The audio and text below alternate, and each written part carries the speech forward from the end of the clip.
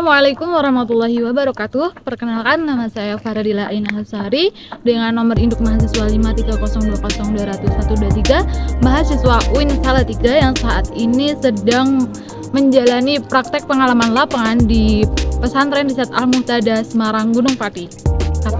Kali ini saya akan menjelaskan sedikit tentang rancangan proposal skripsi saya yang selama ini menjadi tugas selama saya menjalankan praktek pengalaman lapangan di Pesantren Riset Al-Muhtada dengan judul Analisis Potensi Deforestasi Calon Ibu Kota Nusantara, Studi Tafsir Ekologi Quran Surat Ar-Rum ayat 41.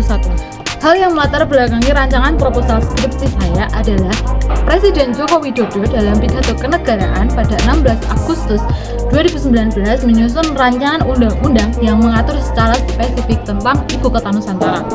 Disusul pada 26 Agustus 2019 mengumumkan secara resmi pemindahan tersebut. Indikator ini terjadi atas perencanaan matang dari permasalahan DKI Jakarta tentang lingkungan hidup. Di satu sisi, pemindahan ini berfungsi untuk mengurangi permasalahan lingkungan. Di sisi lain, justru menimbulkan masalah baru terkait deforestasi. Banyak penelitian terdahulu yang membahas tentang permasalahan ibu kota baru dengan berbagai macam pendekatan. Namun, kali ini saya menggunakan pendekatan tafsir ekologi lingkungan dengan pisau analisis Tantowi Jauhari, juga ayat ekologi khususnya Quran Surat Ar-Rum ayat 41. Untuk perumusan masalah yang saya gunakan yaitu bagaimana potensi deforestasi calon ibu kota Nusantara yang mungkin terjadi dalam pemindahan ibu kota negara. Yang kedua, ada bagaimana tafsir ekologi Quran Surat Ar-Rum ayat 41 terkait potensi deforestasi.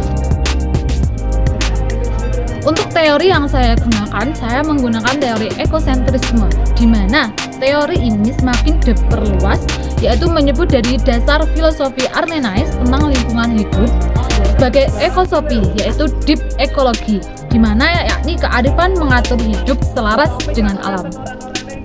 Saya menggunakan 3 langkah dalam metode penelitian rancangan proposal skripsi, yakni jenis penelitian dengan menggunakan studi kepustakaan atau library research, yakni di mana mengumpulkan data dari buku, jurnal, media online, ataupun karya ilmiah maupun tesis. Yang kedua ada sumber data, di mana ada sumber data primer yakni deforestasi itu sendiri dengan ekologi Tantowi Jauhari Quran Surat Ar-Rum ayat 41, dan sumber data sekunder yang saya dapat dari berbagai media online seperti jurnal ataupun buku dan karya ilmiah.